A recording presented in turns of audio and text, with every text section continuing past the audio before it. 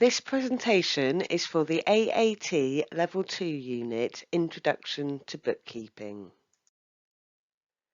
In this presentation, you'll be shown how a new nominal code is created in Xero Online Accounting and how an existing nominal code can be amended.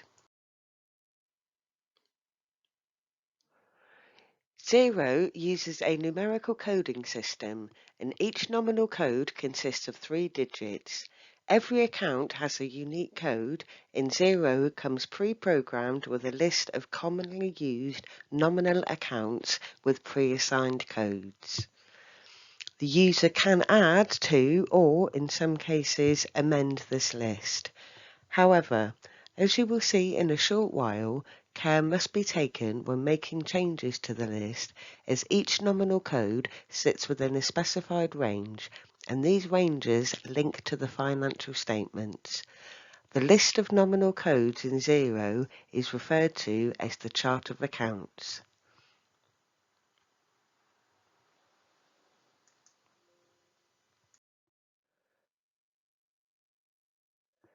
You will have seen this table in your learning materials, but it is worthwhile reminding ourselves of the various ranges into which the nominal ledger codes in Xero are placed.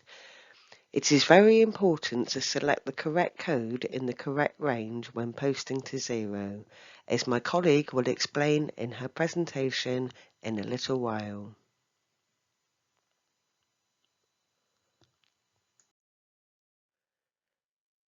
You will now see a short recording of my colleague setting up a new nominal ledger account in Xero.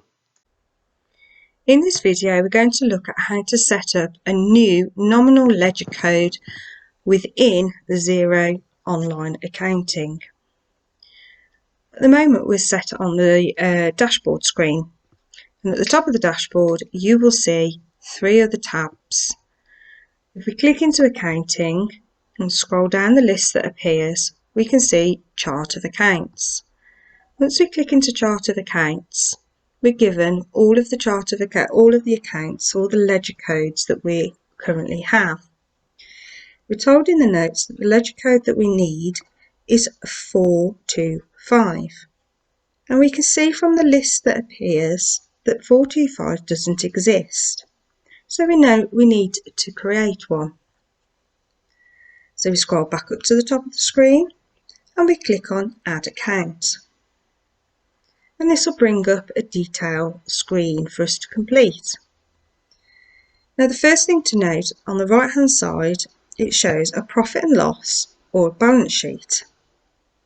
In the UK, we know this as the statement of profit or loss and the statement of financial position. And we know that postage becomes an expense, so it should fall under the expenses tab. And we're going to put it as an overhead. So the account type that we need to find is overhead. And there it is. So I click on that and it loads into the screen. The code, we are told, is 425. And we're going to put a short title of postage and postal services. And then we're going to put a very brief description of what it is we're actually setting up.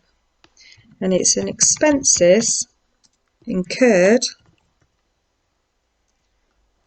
for postage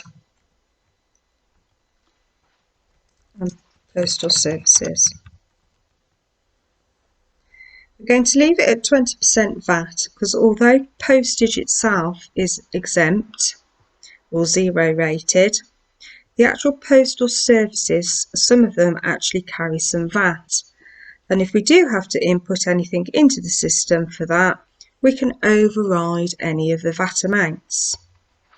Once we've double checked that our code is available, which it is, and we're happy with where everything is going, so we're happy that it's an overhead within the statement of profit or loss, and everything else is okay, we can click on Save.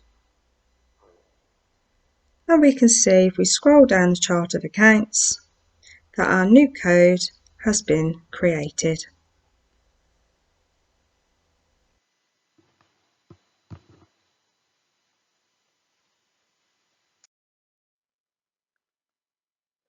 You will now see a short recording of my colleague amending an existing nominal ledger account in Xero Online Accounting. In this video, we're going to look at our previous nominal code and go back into the chart of accounts so that we could either edit it or delete it. So again, from the main screen, from the dashboard, we're going to go back into the accounting tab and we're going to scroll down until we find the chart of accounts. Once we click in the chart of accounts, they all appear on screen. So these are all our nominal codes that are already set up. If we wanted to have a look at an asset account, we can click on the Asset tab and all the asset accounts will appear. If we wanted to click on Liabilities to have a look, all the liability accounts will appear. But we set up postage and postal services, which fall under expenses, so we're going to click on those. We're going to scroll down to 425 to find our postal and postal services account, and to amend it we just click into it. We can change any of the details that we've previously input, and then all we'd need to do is click Save. However, we're happy at the moment that everything is okay, present and correct, so we're just going to come out of that. If I decided I wanted to delete that nominal code, I would just click the little button by the side of 425, go back up to the top and delete the code. Then it comes up with a message just to say I've selected one account to delete. Would I be happy to carry on doing so? However, I don't need to delete it, so I'm just going to cancel it. And it will remain there as a postal and postal services.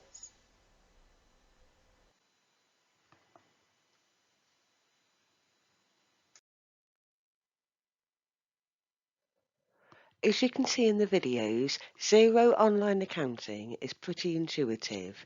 It helps to guide the user through each of the steps. By following the online pointers, we can avoid errors in whereabouts we post our nominal codes, such as posting the postage expense 425 to the 300 to 500 code range. This ensures that it then appears in the correct place within the correct financial statement. However, it is easy to get this bit incorrect and set up a code with the wrong nominal code and range, resulting in the financial statement reporting incorrect information.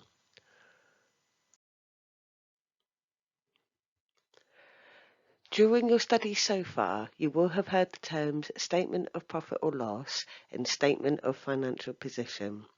You should also be starting to have a very basic understanding of both these statements. Using Xero Online Accounting, we can easily create both of these statements for the financial period we are interested in.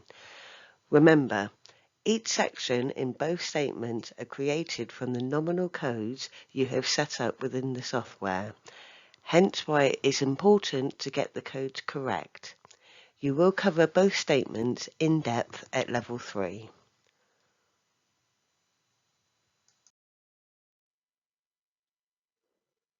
As we saw in the earlier presentation on the Sage Business Cloud Nominal Ledger, a key advantage of most newer accounting software packages is the ability to import and export data to and from the software.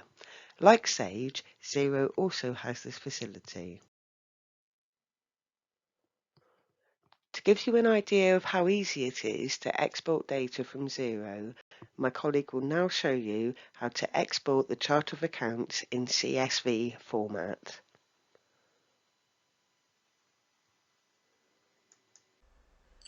In this video, we are going to export our chart of accounts, of which we've just added a nominal code to, into a CSV file, so that if we wished, we could manipulate it. So from the top of the screen, we go back into the Accounting tab, scroll down the list that appears and back into the chart of accounts. At the top of the screen, we'll see lots of options, and the one we're interested in is the Export button. That will populate the report, and we'll look at the downloads. It says Chart of Accounts, CSV. I'm going to click on that, and the list will appear in Excel. All we need to do is double click on each of the column at the very top, which will resize each of the cells and allow us to see each of the details properly. If we scroll down, or if we look down the list, there is our Postal and Postal Services nominal code 425 and the detail that we gave it.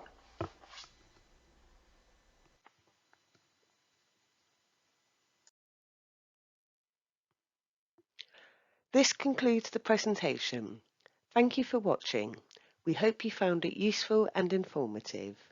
Remember, you are able to contact your tutor at any time through the forum on the student community should you have any questions or queries.